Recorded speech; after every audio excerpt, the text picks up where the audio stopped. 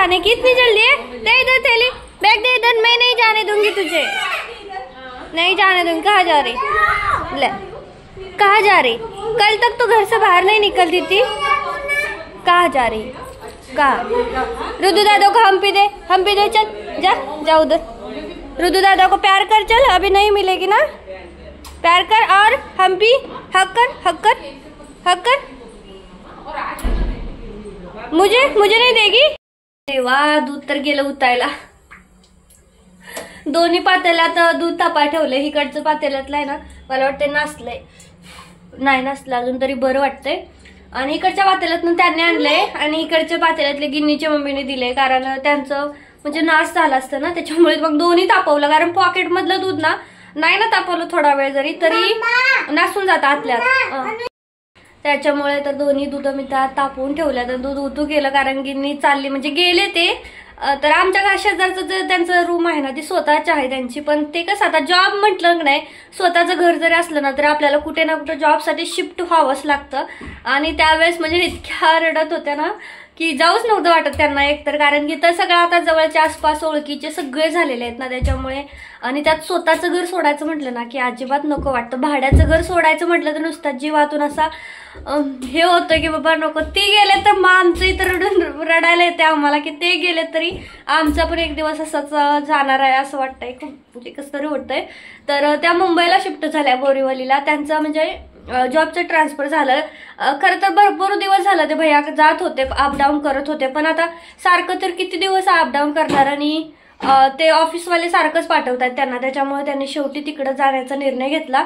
पण त्यांचं कसं आहे ना सगळं फ्री राहतं गव्हर्नमेंट जॉबमुळे ना, त्यांना 2 BHK फ्लॅट आहे, फ्लॅटमध्ये फुल सगळं फर्निचर आहे, सगळंच्या सगळं आहे, फ्री आहे सगळं, काहीच घेऊन जायचं नाही। भांडी फक्त त्यांनी ना घेऊन गेलेत, ते पण असतात, पण त्या बोलल्या की आमचे स्वतःचे आम्ही वापरणार, त्यांची नाही वापरणार। म्हणजे ते ऑफिसमधून घ्यावे लागतात, तिथून कलेक्ट करावे लागतात भांडी वगैरे, ती सगळं क्वार्टर सारखं, जसं की आपल्याला लागेल ती वस्तू तिथून कॅन्टीन की असतं त्याच्यातून घेऊन यायचं, तसं असतं बहुतेक।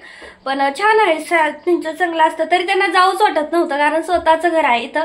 भले इथलं पण त्यांचं खूप छान आहे घर, आणि स्वतःचं घर सोडून जायचं म्हणलं ना की नको वाटतं। त्यात ते आजारी होते, दादी आणि दोघी आजारी होत्या, दोघींनाही न्यूमोनिया मलेरिया झाला, त्याच्यामुळे ते त्यांचं घरातलं वातावरण एकदमच असं हे होतं। पण आता थोडंसं ठीक आहे ना। गिन्नी गेली तर इतकं वाईट, गिन्नी कालपर्यंत रात्रीपर्यंत म्हणत होती आणि ती मैं नहीं जाऊंगी आपकी बहुत याद आएगी, घरातनं बाहेर पण जात नव्हती।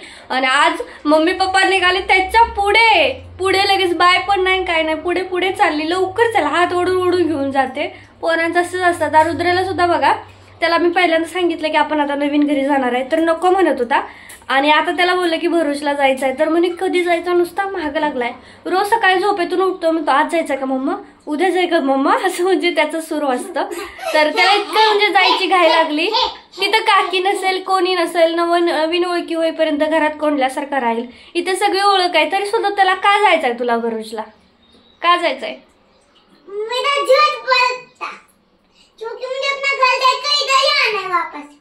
घर देके वापस थोड़े आएंगे, उधर ही रहेंगे, इधर थोड़ी वापस आएंगे। अभी उधर ही जाके उधर नया स्कूल मिलेगा तुझे।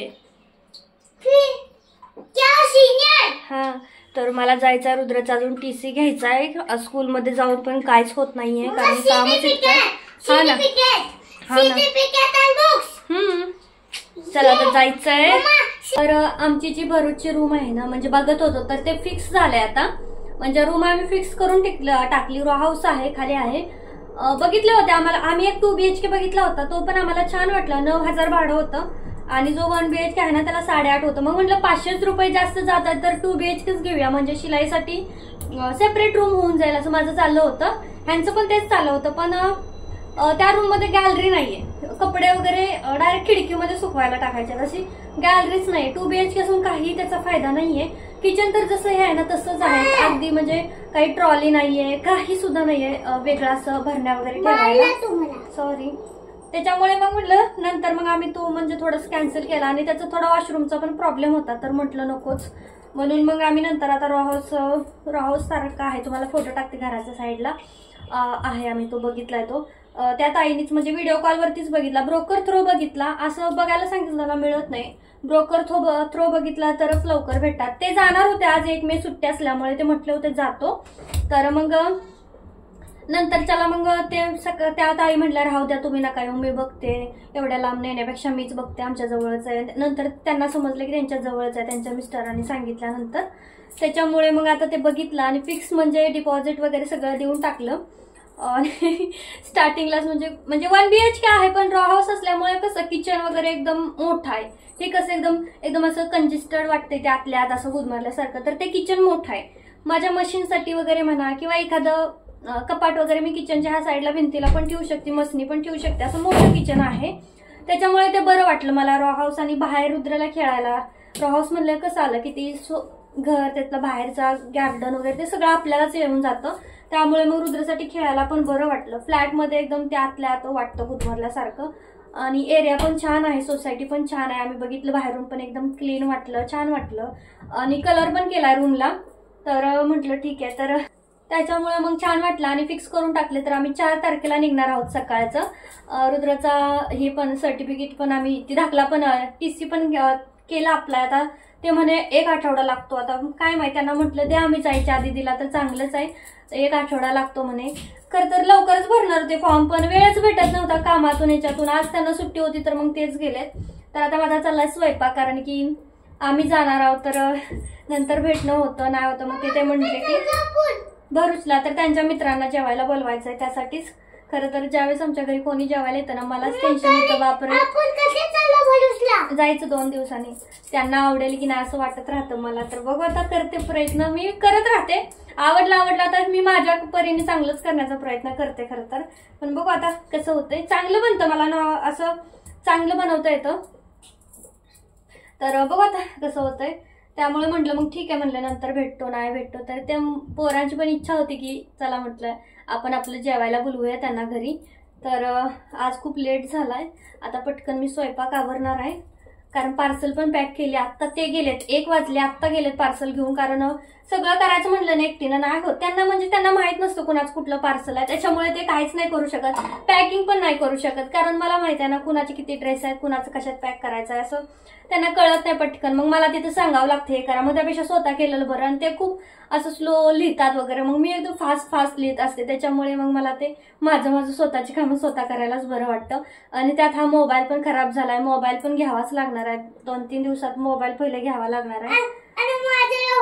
तिथं स्कूल वगैरे जवळ आहे, 5 मिनिटाचंच अंतर आहे वाटतं स्कूलचं वगैरे. आता बघू तिथे गेल्यानंतरच एक्झॅक्ट आपल्याला कळणार आहे. त्या तर म्हणत होत्या की जवळच आहे आणि पोस्ट ऑफिस पण जवळ आहे. मग जवळ असेल तर मला स्कूटी की नाही घ्यावी लागणार, पण बघू आता तिथं गेल्यानंतरच समजेल. बघू आता स्कूटीचं आणि मोबाईलचं काय होतंय. सिनियर मध्ये तर जो मलाबारचा मी सांगितलं होता हप्ता, तर तो मी भरलेला बरं का. आजच हप्ता भरला मलाबारचा आणि 5,000चा. तर मी माझा मागचा 10,000 झाले. तर 10,000 म्हणजे मला काहीतरी 1 ग्रॅम आणि 1 ग्रॅम 5 असं काहीतरी दाखवतं. तेवढं सोनं माझं जमा झालंय. तर तुम्ही अजूनही अकाउंट ओपन नसेल केलं ना तर नक्की करा. आपण घरूनही करू शकतो. घरून फक्त Malabar and diamond, gold and diamond त्यांचा ऍप घ्यायचा आहे आणि तुम्हाला त्याचं लॉग इन करायचं आहे आणि स्वतःचं अकाउंट ओपन करायचं आणि त्याच्यामध्ये पैसे भरत राहायचं. आणि जसं जसं आपण पैसे भरू ना तसं आपला मेकिंग चार्ज तर कॅन्सल होतोच, पण जे पैसे आपला आता माझे 5 असे साठतील. आताच माझे 1 ग्रॅमच्या वरती पैसे साठले, तर तसं मेकिंग चार्ज अजिबात लागणार नाही. त्यात जेवढे ग्रॅम येतील ना तेवढं मला फक्त सोनच भेटणार, त्याच्यामध्ये काहीच हे नसणार आहे. तर चला आता मी पटकन पूर्ण स्वयंपाक करून घेते. आवरायचं आहे अजून, मला पीठ मळायचं आहे. तर नक्की त्याचं मलाबारचं अकाउंट ओपन करा. समजत नसेल तर मला नक्की कमेंट करा. मी तुम्हाला एक छोटासा व्हिडिओ त्या रिलेटेड टाकेल की बाबा असं त्याच्यात भरायचं. खूप सोपी प्रोसेस आहे. अकाउंट ऍप ओपन केला ना की ऍपमध्ये गेलं की तुम्हाला तिथं समजून जाईल. पण तरी पण तुम्हाला वाटलं ना नाही जमलं तर मला असं वाटतंय ह्याच्यामध्ये सेव्हिंग इन्व्हेस्टमेंट केलेलं खूप चांगलं आहे. पहिली गोष्ट तर आपले जो मेकिंग चार्ज राहतो तो वाचतो. आता समजा माझा आता 10,000 रुपये माझं मागच्या महिन्याचं 5 आणि या महिन्याचं 5, 10,000चा माझा हप्ता झाला त्याच्यामध्ये. तर 10,000चं मला त्यात जेवढं पण ग्रॅम येईल ना तेवढं ग्रॅम सोनंच येणार. जो काही मेकिंग बनवायचा चार्ज असतो तो बिलकुल लागणार नाही. एका एवढ्याशा छोट्या गोष्टीच्या मागं, ह्या कानातल्याच्या मागं 1,700 रुपये मेकिंग चार्ज लागला होता. तर ते एवढंसं छोटं कानातलं, तर ते 1,700 आपले वाचतात पूर्णपणे. मोठी वस्तू घेतली, रुद्राच्या चेन होती 51,000ची, मला एक जास्त होती काहीतरी 61,000ची असेल मला वाटते. तर मेकिंग चार्ज सोबत ती 68च्या आसपास गेली होती. म्हणजे त्याचा मेकिंग चार्ज किती झाला होता बघा. जरी ऑफरमध्ये होतं गुढीपाडव्याची तरी. त्याच्यामुळे नक्की तुम्हाला वाटत असेल ना, नक्की अकाउंट ओपन करा आणि एकदा थोडंसं बघा तुम्ही कसं आहे. मी ट्रस्टेड सांगते, मी दुसरा हप्ता आजच भरला त्यामुळे मी सांगते खूप छान आहे. मी थोडंसं ना पुढच्या व्हिडिओमध्ये डिटेलमध्ये थोडंसं एक्सप्लेन करेन तुम्हाला ॲप थ्रू. तिथं जाऊन दाखवेल जेणेकरून कसं आहे ना तुम्हाला समजेल. तर ही जी तक्षशिला पैठणीच्या फ्रॉक आहेत ना, तर ही ओरिजिनल पैठणी आहे, चांगलं फॅब्रिक आहे. पण म्हटलं ठेवून खराब होईल म्हणून मी इथं ना 3 ते 4.5 वर्षापर्यंतच्या मुलीसाठी तयार केल्या 2 फ्रॉक. आणि ह्याची किंमत आता मी फक्त 500 रुपये ठेवली. मुळात ह्याची किंमत 800-900 आहे. तर खूप कमी ऑफर प्राईस ठेवली आहे जेणेकरून ना ह्या जाव्यात, कारण ठेवून ना ते खूप असं गुड्या करून खराब होऊन जातं. तर कुणालाही पाहिजे असेल ना, फक्त 500 रुपये किंमत आहे या फ्रॉकची. तर नक्की मला कॉन्टॅक्ट करा. माझा व्हॉट्सअप नंबर तुम्हाला माहीतच आहे. मला या दोन्ही फ्रॉकना विकून टाकायच्या. त्यातली एक आता बुक झाली, एकच राहिली फक्त. कारण की व्हॉट्सअपला स्टेटस टाकलं ना की लगेचच बुक होतात. तर मला एका ताईंची कंटिन्यू कमेंट येते की कमळाचं कटिंग आणि स्टिचिंगचा व्हिडिओ टाक. तर मी सगळे व्हिडिओ शूट केलेत, पण मला वेळच नाही एडिट करायला. कारण की तुम्ही बघितलं असेल ना, 9-9, 10-10 दिवस मी ना व्हिडिओ टाकत नाही शिलाईच्या चॅनलवरती. कारण त्याचं एडिटिंग ना खूप असतं, ते कटिंगचं स्टिचिंगचं एकाला एक जोडा. तर एक कमळ असं ना, आता याच्या आधी मी प्राईस 300 ठेवली होती ज्यावेळेस ती खालची पट्टी नव्हती त्यावेळेस. आता उभं करण्यासाठी पाकळ्या खालची पट्टी तयार केली. आता याची प्राईस 320 रुपये राहणार आहे. वरचे 20 रुपये त्या पट्टीचे आहेत. तर खूप छान आहे कमळ. तुम्हाला जर घ्यायचं असेल तर तुम्ही नक्की घेऊ शकता. आणि त्याच्यानंतर ही कुर्ती रेडी झाली होती, शॉर्ट कुर्ती. ह्याची किंमत आहे 450 रुपये. तर कशी झाली मला कमेंटमध्ये नक्की सांगा. तर भरपूर काम माझं आवरलेलं आहे आणि अजून भरपूर बाकीसुद्धा आहे. आणि माझं आता डोकं दुखायला लागलं होतं, आंघोळ वगैरे केली आणि रुद्राला म्हटलं माझं डोकं दुखतंय. तर न सांगताच मी फक्त त्याला बोलले की अरे माझं डोकं दुखतंय, थोडं शांत राहा. तर तो आला आणि माझं डोकंच दाबायला चालू केलं. मी त्याला सांगितलं नाही की माझं डोकं दाब वगैरे. डोकं दाबायला चालू केलं. त्याच्या नुसता हात लागला ना तरीसुद्धा ते दुखायचं बंद होतं. इतकं छान वाटतं त्याचा हात लागला तरी. पण दाबतो आणि लगेच म्हणणार मम्मा बास का गं, माझे हात दुखायला लागले. मी म्हटलं ना नाही रे, अजून माझं डोकं नाही राहिलं दुखायचं. तर मग अजून दाबत बसतो. जोपर्यंत माझं राहत नाही ना तोपर्यंत. कसा करतोय बघा, एकदम लाडी गोडी. त्याला इतका प्यार येतं ना की म्हणतो मम्मा मी तुझ्याशिवाय नाही राहू शकत वगैरे. त्याचं इतकं सुरू असतं ना, तोंड त्याचं बंदच नसतं, कंटिन्यू त्याचं तोंड चालूच असतं. तर चला आजचा छोटासा ब्लॉग मी इथंच थांबवतोय. कसा वाटला मला कमेंट करून नक्की सांगा.